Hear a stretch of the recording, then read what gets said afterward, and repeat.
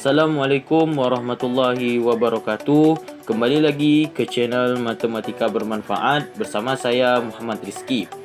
Baik, di sini saya akan menjelaskan materi seputar informasi mengenai jalur masuk SNMPTN tahun 2022-2023. Oke, teman-teman. Informasi pendaftaran SNMPTN 2022-2023. Peluncuran sistem penerimaan mahasiswa baru akan dilakukan pada awal tahun, yaitu bulan Januari. Adapun jadwal kegiatan SNMPTN lainnya adalah sebelumnya peluncuran sistem penerimaan mahasiswa baru ini diluncurkan pada awal tahun, yaitu bulan Januari. Kenapa bisa saya katakan demikian? Karena merujuk pada tahun-tahun sebelumnya, yaitu tahun 2021, yaitu peluncurannya sistem penerimaan mahasiswa baru jalur SNMPTN dan jalur lainnya itu diluncurkan pada bulan Januari. Nah, adapun jadwal kegiatan SNMPTN lainnya adalah jangka waktu Januari sampai Februari, yaitu tahap registrasi akun lembaga tes masuk perguruan tinggi LTMPT. Di sini pada bulan Januari sampai Februari, siswa dan sekolah melakukan tahap registrasi akun lembaga tes masuk perguruan tinggi atau LTMPT. Jangka waktu Januari dan Februari selanjutnya yaitu penetapan siswa yang dapat mendaftar SNMPTN atau eligible ditentukan oleh sekolah. Nah, ini tergantung akreditasi sekolah, teman-teman. Misalnya akreditasi teman-teman A itu berarti 40% untuk siswanya mendaftar SNMPTN, dan untuk akreditasi B itu 20% dan akreditasi C itu 5%. Oke. Misal akreditasi sekolah teman-teman yaitu 100. Nah, akreditasinya A dan siswa dari SMA teman-teman itu ada 100. Berarti yang bisa mengikuti SNMPTN itu sekitar 40 orang. Banyak sekali karena akreditasi sekolahnya A. Dari Januari dan Februari selanjutnya yaitu pengisian pangkalan data siswa dan sekolah PDSS itu oleh pihak operator sekolah. Kemudian pada bulan Februari itu biasanya merujuk pada tahun 2021, yaitu mulai dibuka pendaftaran SNMPTN.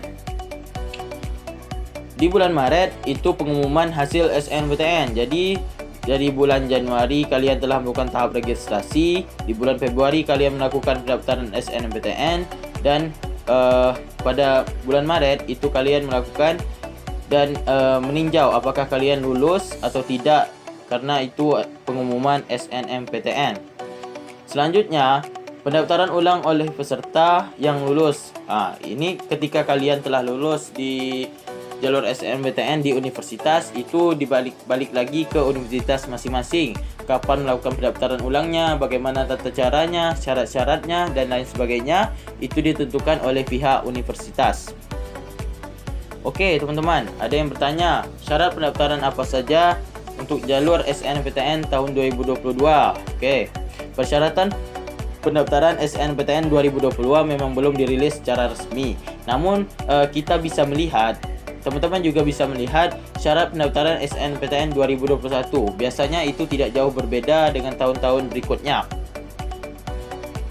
Pertama, pendaftar SNMPTN duduk di kelas terakhir pada pendidikan menengah yang ditempuh dan akan lulus pada tahun berjalan. Oke, yang gap year tak bisa ikut SNMPTN, tapi hanya bisa SB dan jalur mandiri ya, teman-teman. Oke, syarat yang kedua, pendaftar SNMPTN berprestasi dalam bidang akademik dan konsisten. Dia berprestasi di bidang akademik dan konsisten nilainya. Misal semester 1 kelas 1 itu 80, semester 2 kelas 1 itu 81, dan naik sampai semester kelima, itu dinamakan konsisten.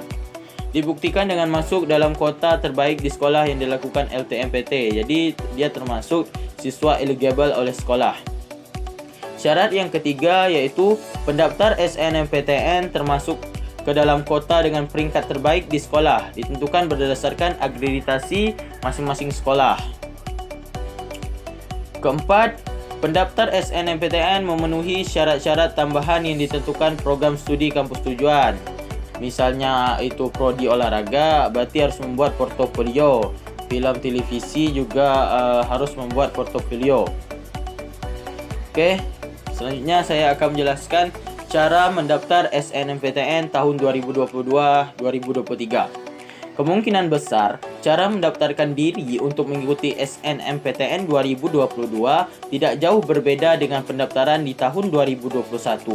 Pendaftar masih diwajibkan membuat akun LTMPT agar bisa meneruskan proses hingga menjalani seleksi. Cara mendaftar SNMPTN tahun 2021 berikut pastinya dapat kamu jadikan referensi untuk pendaftaran tahun-tahun berikutnya, termasuk tahun 2022. Cara yang pertama ya teman-teman, 1. Pendaftar melakukan login di portal LTMPT atau melalui laman snmptn.ltmpt.ac.id. Oke, itu tata cara yang pertama. Pendaftar melakukan login di portal LTMPT di laman snmptn.ltmpt.ac.id. Yang kedua, pendaftar menggunakan data alamat email aktif dan password yang didaftarkan. Ketiga, pendaftar melengkapi data orang tua pada laman profil di bagian kelengkapan data orang tua. Keempat, melakukan pendaftaran SNMPTN. Kelima, mengisi pilihan program studi di halaman pilihan. Keenam, mengisi data portofolio pada halaman portofolio. Ini khusus bagi pendaftar di program studi yang mewajibkan dokumen portofolio. Apabila prodi yang dipilih tidak mewajibkan syarat dokumen portofolio, halaman tersebut dapat dikosongi. Yang ketujuh, mengisi data prestasi pada halaman prestasi. Data bersifat opsional, artinya pilihan.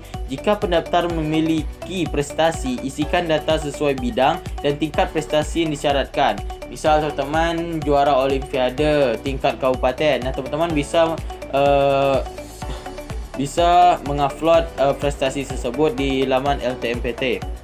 Oke, melakukan finalisasi apabila data yang terisi sudah diperiksa kembali. Perlu diketahui bahwa data yang sudah difinalisasi, artinya sudah difinishkan, tidak dapat diubah kembali dengan alasan apapun. Jadi ketika teman-teman ingin memfinalisasi, teman-teman harus mengecek terlebih dahulu. Dan cara yang kesembilan yaitu mengunduh dan mencetak kartu registrasi SNMPTN. Setelah kalian memfinalisasi, kalian akan mendapat yang namanya kartu formulir dan atau kartu registrasi SNMPTN.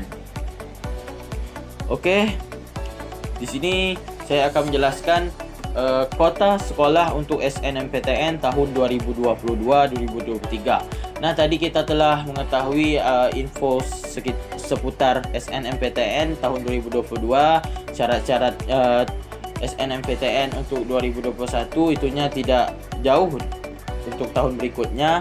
Dan sini saya akan menjelaskan kuota sekolah untuk SNMPTN tahun 2022. Oke teman-teman, pemberlakuan kuota sekolah menjadi hal yang perlu dipertimbangkan oleh calon pendaftar SNMPTN. Semakin besar kuota yang diberikan, akan semakin tinggi pula peluang diikutkan seleksi masuk perguruan tinggi negeri tahun 2021. Kuota yang diberikan untuk sekolah dengan akreditasi A, sebagaimana yang saya katakan tadi, yaitu sebesar 40%. Jadi 40%, misalnya sekolah teman-teman itu akreditasinya A, berarti sebesar 40%. Misal teman-teman memiliki siswa kelas 12-nya itu 200, berarti 40%-nya 80 siswa bisa mengikuti SNMPTN tahun 2022. Itu lumayan banyak itu teman. Selanjutnya, kuota untuk sekolah terakreditasi B yaitu 25%. Nah, kuota untuk sekolah terakreditasi B yaitu 25%. Nih misal teman-teman bersekolah di Madrasah Aliyah. Teman-teman memiliki siswa 100 siswa dengan persentase akreditasi B.